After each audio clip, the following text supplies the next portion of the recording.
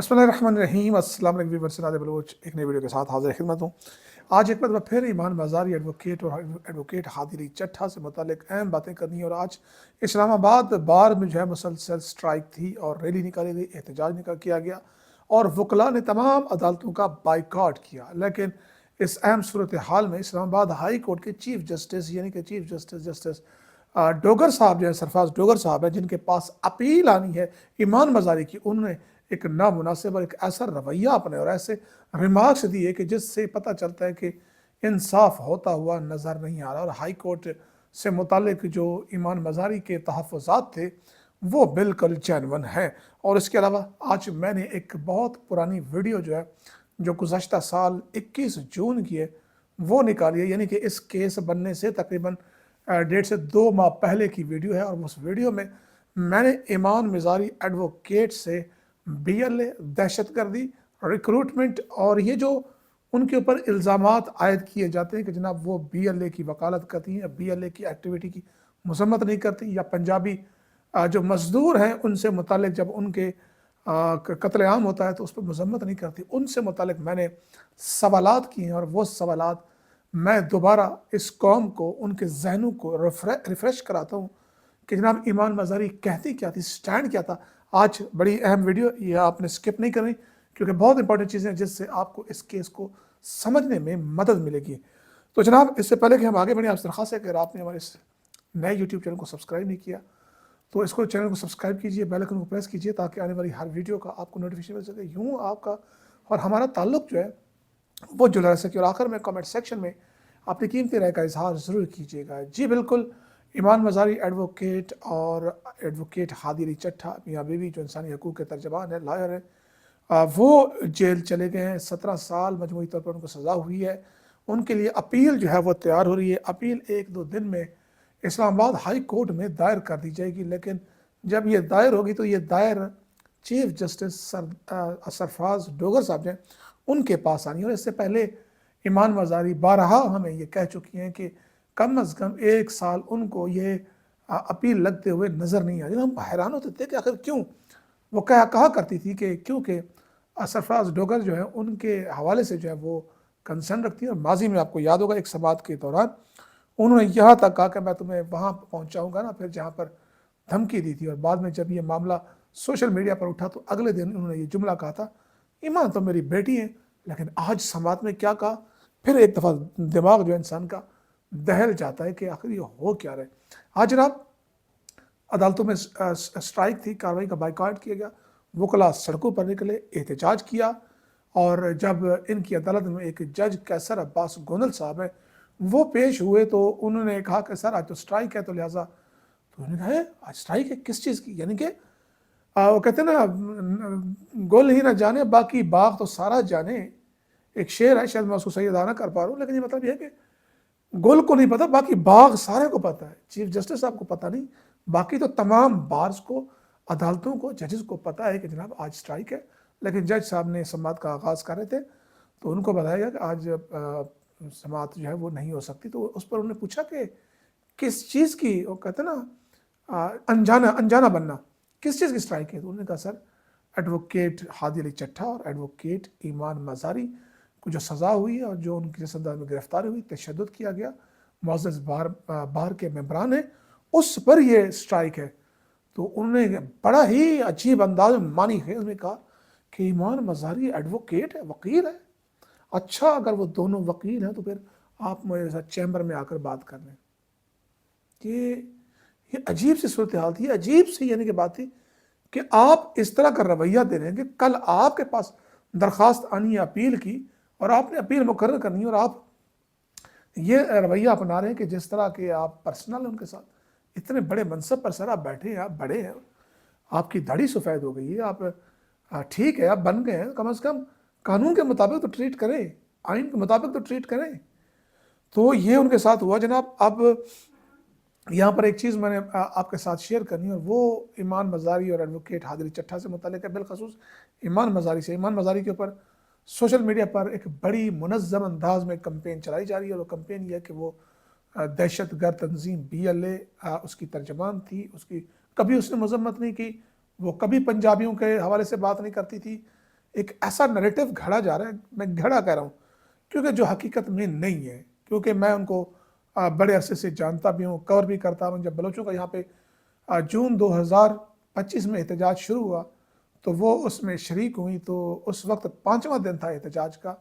بلوچ خواتین مائیں بہنیں جو بلوچستان سے آئی تھیں ڈاکٹر مارنگ بلوچ کے حوالے سے, تو اس وقت میری کنورسیشن ہوئی اس ایشو کے اوپر کہ آپ بلوچوں کی مذمت کرتی ہیں, ان سیپریٹسٹ کے جو تشدد کا راستہ اپناتے ہیں, یا اس سے متعلق آپ کا موقف کیا ہے. یہ ذرا ایک کنورسیشن ہے, اس کو سنیے, آپ کے طبق روشن ہو جائیں گے اور وہ پروپیگنڈا پتہ چل جائے گا. یہ ذرا گفتگو. ڈاکٹر مارنگ بلوچ سے متعلق ایک خاص کمپین چلی تھی کہ جی یہ دے آر پراکسی کہیں یا سہولت کار کہیں بی ایل اے کے, یہ ان کی مذمت نہیں کرتی, یہ پنجاب والوں کی مذمت نہیں کرتی. کتنی دفعہ کی ہے؟ اچھا کتنی دفعہ کی ہے. اب یہی الزام ایمان مزاری صاحبہ پر ہے کہ وہ پنجاب والے جب ان کی ڈیتھ ہوتی ہیں, مارے جاتے ہیں, لاشیں پھینکی جاتی ہیں, اس پہ ایک جملہ نہیں کہتی. جب یہ آتے ہیں تو اس کو لیڈ بھی کرتی ہیں, بات بھی کرتی ہیں. کیا وہ پاکستانی نہیں ہے؟ کس طرح تو ہر قسم کی وائلنس کو کنڈیم کرتی ہوں, اور مجھے ان لوگوں کو وضاحتیں دینے کی ضرورت نہیں جو اپنے ڈرائنگ روم میں بیٹھ کر بات کرتے ہیں, جنہیں زمینی حقائق کا کچھ بھی علم نہیں. دوسری بات جو بہت ضروری ہے کہ دیکھیں بلوچستان میں کیونکہ ایک انفارمیشن بلیک ہول ہے, ریاست کا ہم جیسے لوگوں سے کیا ڈیمانڈ ہے؟ ریاست کا ہماری ڈیمانڈ ہے کہ آپ ہماری زبان میں بولیں, ہم ان کی زبان میں نہیں بولیں. تو کس طرح وہ کہتے ہیں ادھر کا واقعہ تو آپ مذمت کریں, جب ادھر کے واقعات ادھر کوئی بات؟ ہم تو ہر قسم کی وائلنس کی مذمت کرتے ہیں, ڈاکٹر مارنگ بلوچ نے بھی کی ہوئی ہے, ہر بندہ کرتا ہے. لیکن بات سنیں نا, مسئلہ یہ ہوتا ہے کہ یہ مطالبہ ہے نا کہ آپ اس چیز کی مذمت کریں, کیا آپ اس چیز کی مذمت کرتے ہیں؟ یہ اس ایشو سے ڈٹریکٹ کرتا ہے, ڈیفلیکٹ کرنے کی کوشش ہے جو ان کی گریونسز ہیں ریاست سے بلوچستان میں, اور صرف بلوچستان میں نہیں, ان کے تو لوگ پورے ملک سے اٹھائے جاتے ہیں, ماورائے عدالت قتل بھی کیے جاتے ہیں اور ان کی مسشدہ لاشیں بھی پھینکی جاتی ہیں. تو آپ ان لوگوں سے کہہ رہے ہیں کہ آپ مذمت کریں, آپ اپنی مذمت کریں جو آپ ان لوگوں کے ساتھ کر رہے ہیں. کیا اس چیز کی مذمت نہیں ہونی چاہیے کہ 5 دن ہو گئے اور آپ میں سے کسی ایک بندے کو فرصت نہیں ملی کہ ان سے آ کے پوچھ لیتے, ان سے سن لیتے, ان کی بات ہی پوچھ لیتے؟ یہ مائیں ہیں, بیٹیاں ہیں, اس ملک کی مائیں اور بیٹیاں ہیں, لیکن ان میں جس طرح میں کہہ رہی ہوں انسانیت نہیں ہے.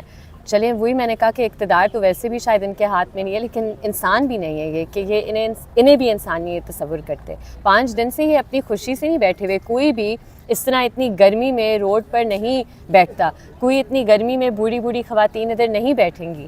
کسی کا بیٹا 12 سال سے لاپتہ ہے, کسی کا بیٹا 15 سال سے لاپتہ ہے, اور آپ کو شرم نہیں آتی کہ آپ ان سے آ کر بات نہیں کر سکتے؟ لیکن ایک بات ضرور ہے, وہ یہ ہے کہ وہاں پر یہ ایمان مزاری صاحبہ نے بھی کئی دفعہ کہی, آج میں بھی کہہ رہا ہوں آپ, کہ وہاں پر اگر کچھ لوگ ریاست سے مایوس ہو کر پہاڑوں پر چلے گئے ہیں تو آپ پر فرض بنتا ہے, آپ کا حق بنتا ہے کہ ان لوگوں کو, ان لوگوں کو آزاد کرنے کے لیے یا فاصلہ ڈالنے کے لیے ایسے اقدامات کریں کہ جس سے ان کو لگے کہ ہم آتے ہیں تو ہمیں سنتے ہیں, ہمیں اپنے پیارے دیتے ہیں. ایسے نہیں کہ سب کو ایک ہی چھڑی سے ہانکیں, اور یا پھر اس طرح کا ریکروٹمنٹ کا آپ سامان ایسا فراہم کریں, ایسے اقدامات کریں کہ جو اس کا سبب بنے.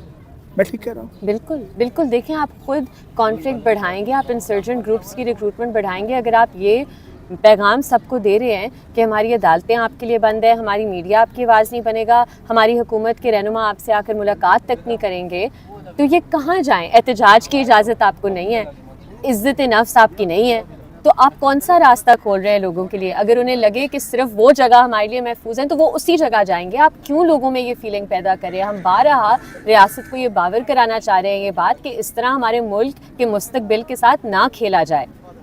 میرے کئی لوگوں سے بات ہوئی, پیچھے بیٹھے ہوئے ہیں, آتے ہیں بیٹھتے ہیں, مطلب کچھ مائیں بہنیں بلوچی زبان میں بات کرتی ہیں. ظاہر ہے کہ کہنے کو تو میں بھی بلوچ ہوں, لیکن ظاہر ہے کہ عرصہ ہو گیا, لیکن ہمیں اتنی نہیں سمجھ آ جاتی ہے.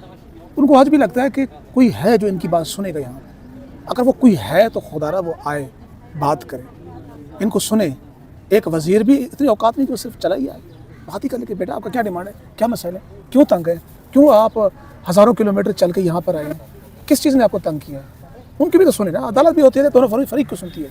بہت افسوس کی بات ہے, اور آنیسٹلی یہ جو 5 دن سے ریاست اپنا تماشا لگا بیٹھی ہے اس پوری دنیا میں کہ جی ادھر بلوچستان میں تو ان کی سنی نہیں جاتی, جب یہ ادھر آتے ہیں ہم انہیں احتجاج نہیں کرنے دیں گے, خاردار تاروں سے پورے اسلام آباد شہر کو تکلیف دیں گے. اور یہ بھی اسٹریٹجی ہے, یہ چاہتے ہیں کہ ایسا لگے جیسے ہم نے روڈز بند کی ہوئی ہیں, جبکہ انہوں نے روڈ ساری بند کی ہوئی ہیں کیونکہ وہ نفرت لوگوں میں بڑھانا چاہتے ہیں. لیکن آج کے جو ہم تو ساتھ تھے, انہوں نے یہ راستہ نہیں چنا کہ جہاں پر آپ نے بند کر کے کارڈن آف کیا ہوا کہ ہم ادھر جائیں. بالکل. انہوں نے کہا کہ ہم اس طرح جائیں گے جہاں پریس کلب کے سامنے احتجاج اور مار بھی انہوں نے کھائی ہے اس وجہ سے کہ وہ کہہ رہے ہیں ہمیں روڈ بلاک نہیں چاہیے, ہم ادھر بیٹھنا چاہتے ہیں.